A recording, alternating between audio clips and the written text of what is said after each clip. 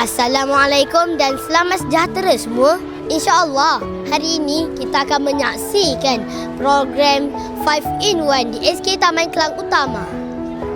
Program tersebut adalah program Hari Ini dalam Selangor Anis. Satu kelas, satu Google Classroom. Program pemantapan MBM, MBI.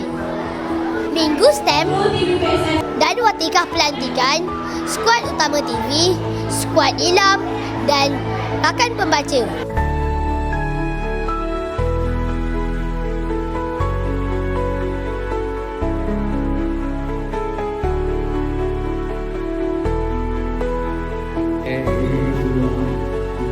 Moga berjadi InsyaAllah jadi.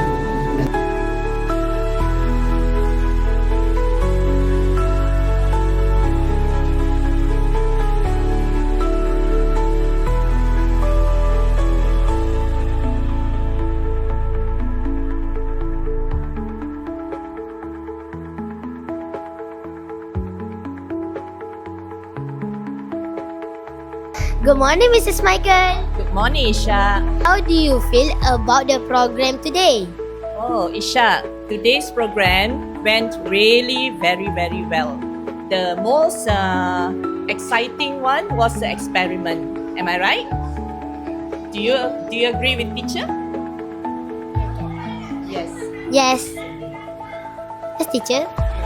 So this year will be my last program for Nilam because I'm going to retire soon. Okay, so I hope all the teachers will continue to be more and more excellent when it comes to any programs in the school. Okay, Okay, thank you, teacher.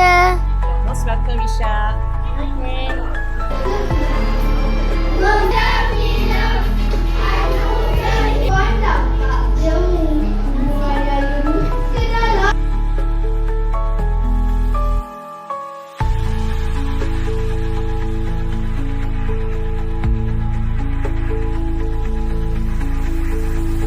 Hari ini kita akan menemu ramah dengan penyelaras program ini iaitu Cikgu Asma Laili.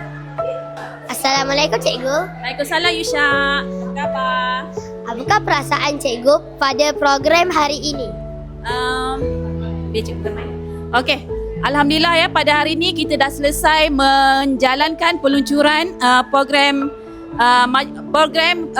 Hari Nilam Selangor. Program satu kelas, satu Google Classroom, program pemantapan MBM, MBI, minggu STEM dan juga watikah pelantikan untuk skuad kru utama TV, skuad Nilam dan juga rakan pembaca. Okey, cikgu berharap sangat agar objektif program pada hari ini kita dapat laksanakan seterusnya selepas ini dengan melibatkan penglibatan aktif semua murid-murid dalam setiap aktiviti yang telah pihak Pusat Sumber Sekolah rancangkan. Okey, itu saja. Terima kasih, Cikgu Asma Laili. Okey, sama-sama Yusha. Jumpa lagi. Okey, terima kasih. Terima kasih kerana menonton. Kita jumpa di lain masa. Ma'assalamah wa ilal liqa.